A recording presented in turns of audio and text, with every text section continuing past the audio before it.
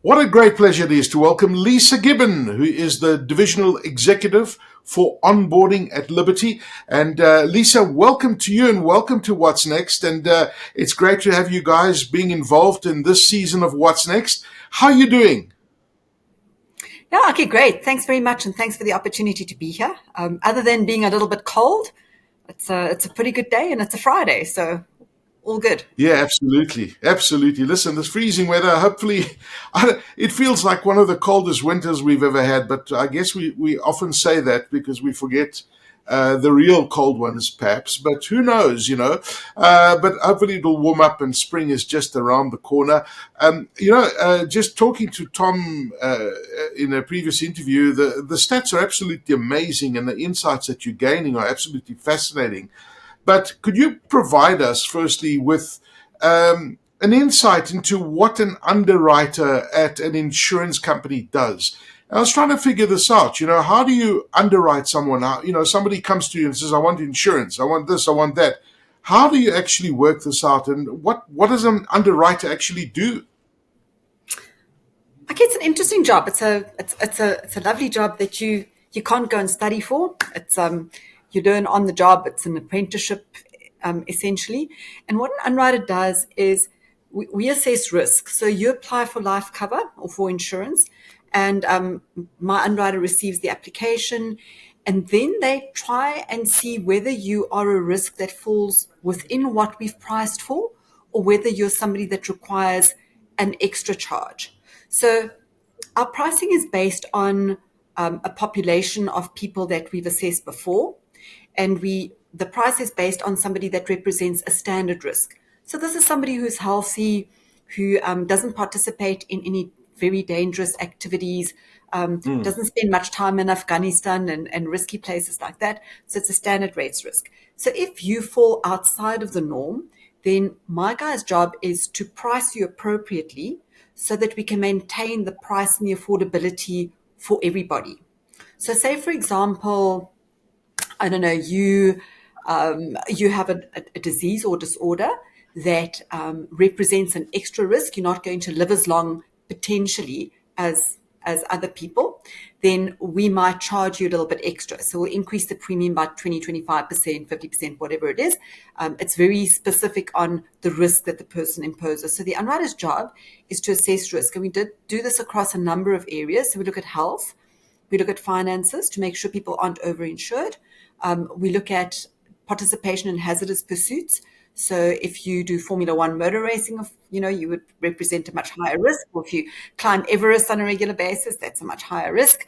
And the other area we look at is occupation. So if you are an electrician that works on pylons, you're a huge risk. If you're a bank clerk sitting behind a desk, you are administrative and you represent a low risk. So we take all of that into account, build a little picture of the client, and then say, do you fall within what we've priced? If you don't, let's adjust your price. Okay. All right, that makes a lot of sense. But would you include like sports fans, for example? If you're a Manchester United fan, that's a high risk watching your team playing sport. No, I'm kidding. I withdraw that comment about Manchester United fans. Liverpool, maybe. Manchester, Liverpool, who knows? Wow, okay, I see where you're going here. But Lisa, is underwriter typically, because you say it's a job that somebody would learn, right? Would that be somebody like an actuary that would be an underwriter or not? No, so anybody really that has an aptitude for it. It's a nice job, but it's a very detail-oriented job. So you need somebody who likes to investigate, likes the detail, likes the nitty-gritty, is prepared to go and read up about stuff, is prepared to keep themselves up to date with what's happening in the world. So you need somebody who likes that kind of work. So anybody can become an underwriter with the opportunity and a little bit of training and the right kind of mindset. That's interesting, talking about underwriters. Now, unfortunately, and you touched on this, you've got those high-risk individuals.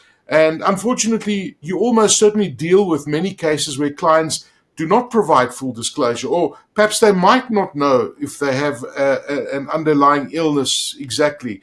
But why is full disclosure so important in the underwriting process? And I guess you touched on a lot of it because there's the risk side of it as well. But it's important to have that full disclosure, isn't it?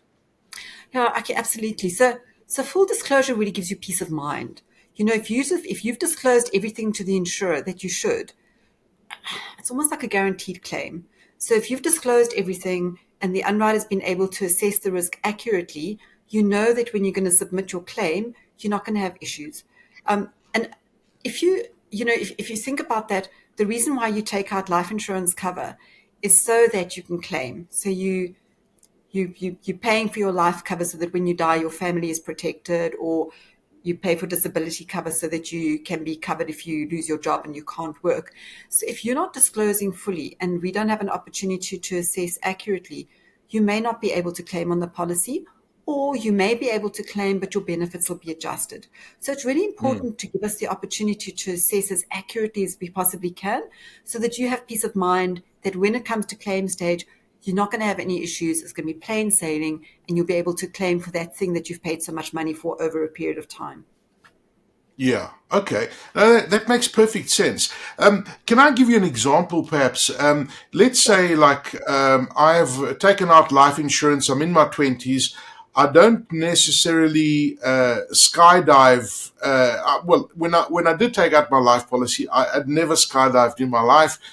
Fast track 10 years down the line, and we get a group of friends and say, let's do something exciting for my 40th birthday, and it's a once-off thing, and I skydive, and something horrible goes wrong. Would somebody still be covered for something like that? That you might not have disclosed that because you didn't know you were going to skydive in 10 years' time. Yeah, I can And absolutely. just for the record, I'm not saying skydiving is dangerous. I'm just saying it could be any kind of risky sport, or bungee jumping, or whatever the case may be. Yeah, no, so what we do is we assess risk at a point in time. So Ah, the benefit of insurance cover is that you don't know what's coming down the line. So we all want to live forever, and none of us wants to die a horrible or an early death by any means, skydiving or anything else. And so you take out life insurance to protect you against the things that you are not aware of. You die too early, you can't look after your family. So we take into account what you know at the time of application. So at the time of application, you had no intention of skydiving, and then a couple of years later, you do a okay. once-off and you have a bad accident, and we would pay. Okay. All right. Now that makes perfect sense. But and this is the big one here, is that people need to know that there are legal ramifications if you intentionally are hiding information from an underwriter. So if you know that you're doing this or you're doing that, or you have this health issue and you don't say anything about it, then it gets a little bit tricky, and there are legal ramifications, aren't there?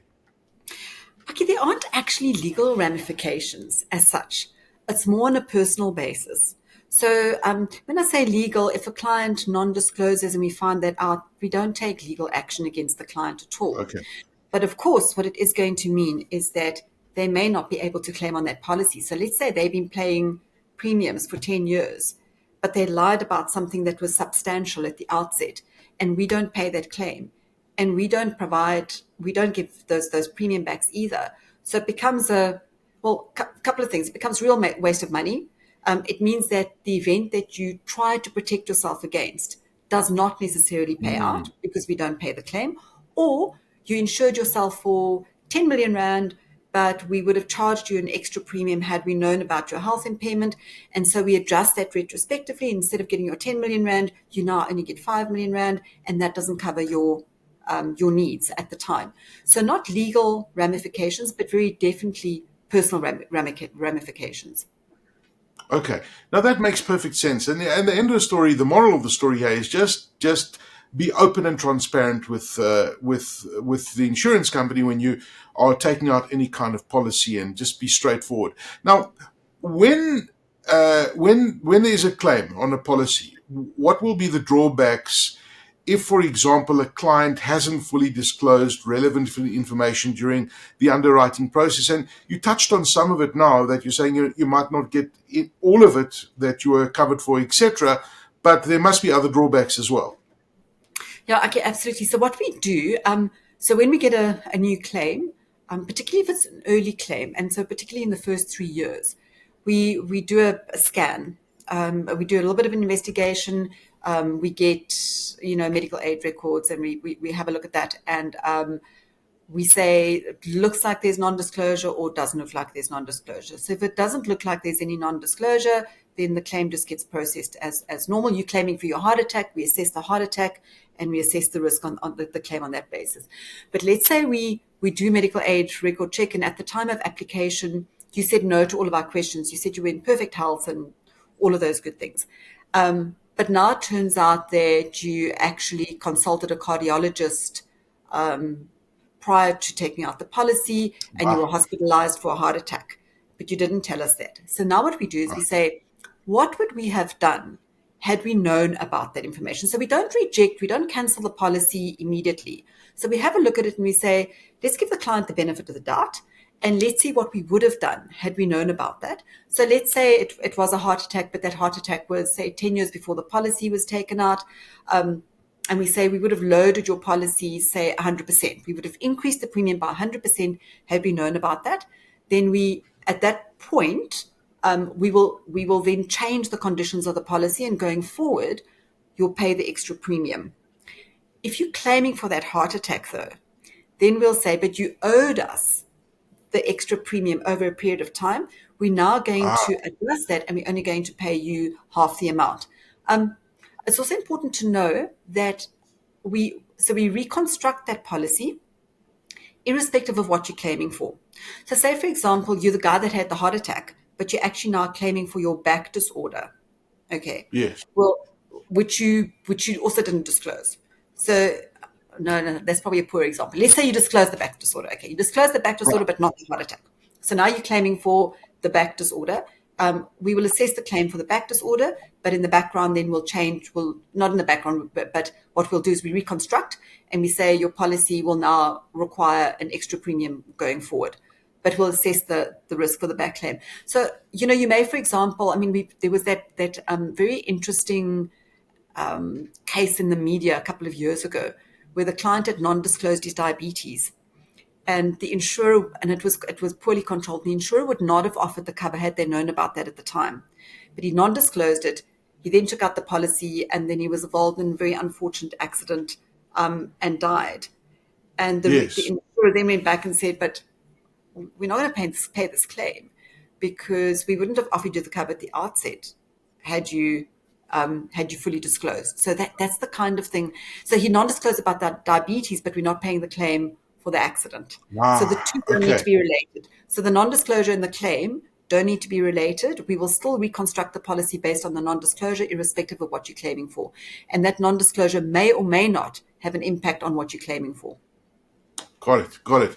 And also, I guess I look at myself, and I look at when I go for my annual checkups. If I go to a urologist for my prostate examination, or a woman goes for an annual, check for breast cancer, for example, or a gynecologist, it doesn't mean that there's something wrong with you. It's you going because you need to go for an annual test. So that wouldn't show up as a flag, for example. Say, well, why did you go and see a urologist when you're claiming for, prostate cancer down the line, for example? That wouldn't be related, right? No, it wouldn't. Okay, so if it's kind of early in the life of the policy, we'll get the urologist reports, and then generally it'll just say the guy's come for his annual screening, everything was okay, but then subsequently you develop prostate cancer, then it's not an issue. Okay. Because particularly people over a certain age, you have to go for mammogram.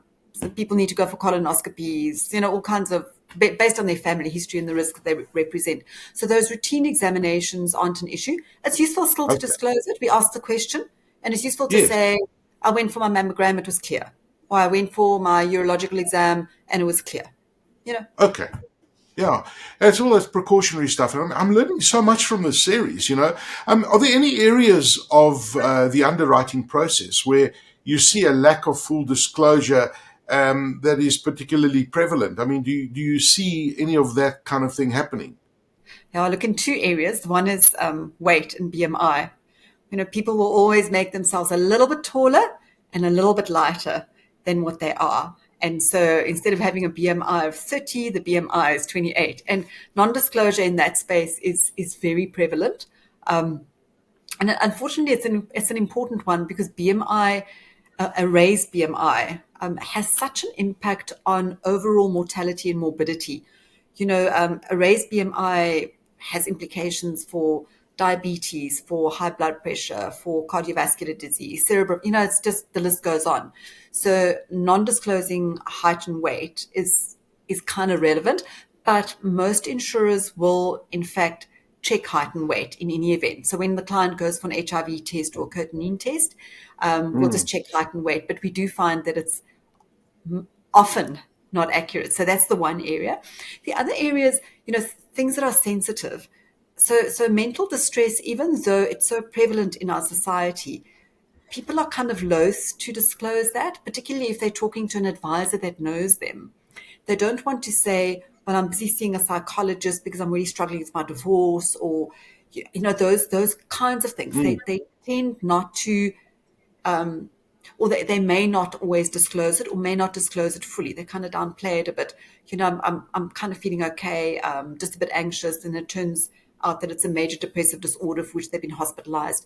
So that's another area. So where it's a sensitive issue, people tend not to disclose. What's interesting, though, is ever since cannabis was legalized, people are far more open about their recreational drug habits. I mean, I'm astounded Oh, at what wow. people will tell us. They'll go like, yeah, no, I smoke 2 joints a week, and I tried ecstasy when I was in my 20s, and you're thinking, oh, don't tell me this. But yeah, no, so some areas there's a surprising amount of disclosure, and in other areas you expect less disclosure for a number of reasons. So, for example, I mean, and it's interesting you talk about the mental health, because, Tom in our previous interview was just talking about the results of 2022 and how mental health was, was quite a big issue amongst South Africans. So if you, for example, go and see a therapist about something, is that something that you should disclose? Does it mean that you have a mental health issue, that you're requiring help on something? Is that something that ultimately you should be disclosing when you taking out a policy? Okay, absolutely. The question sometimes comes up at, how do I know what's relevant? What should I Yeah, disclose? How much do I need to disclose? And the answer is, to be safe, disclose everything you can remember. You know, yeah, and some events legitimately are so long ago. You yeah. had something 15 years ago, and people forget about that. But yeah, what you can remember, you disclose, and seeing any kind of therapist, specialist, or medical or health practitioner about an issue Yeah. must be disclosed. Okay. Even if you forget something, I mean, I sometimes forget what I've had for breakfast. I can't remember like what I did 15 years ago, but I guess there are some big things. I mean, if you had a heart attack 15 years ago, it's a heart attack, right? You're not going to forget Absolutely. something like that. Exactly. So some disclosure errors can come down to not knowing what needs to be disclosed, right? And we just touched on one of those things. What can clients do to avoid these unintentional errors? And I guess you touched on it now. Just disclose everything. Is there any other tips you can give us, Lisa? Aki, I think it's always important when you're meeting with your advisor for insurance to actually prepare yourself, to think a little bit about what has my health been like over my lifetime? What are the key things that have happened that I can remember? Things like, what medication am I on at the moment?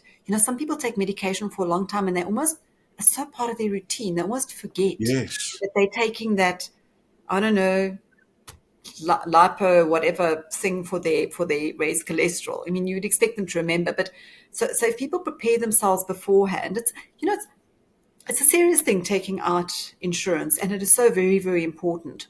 And so I think it's worthwhile taking the time just to think about your health, so that when you're meeting the advisor, you can say, look, these are the key things that have happened to me over the last period of time. And these are the things that I tend to suffer from. These are the symptoms that I've had, the names of the doctors. Maybe go through your medical aid records and just check what you've got there, and have the details of the medications that you're taking handy. It just makes the process so much smoother.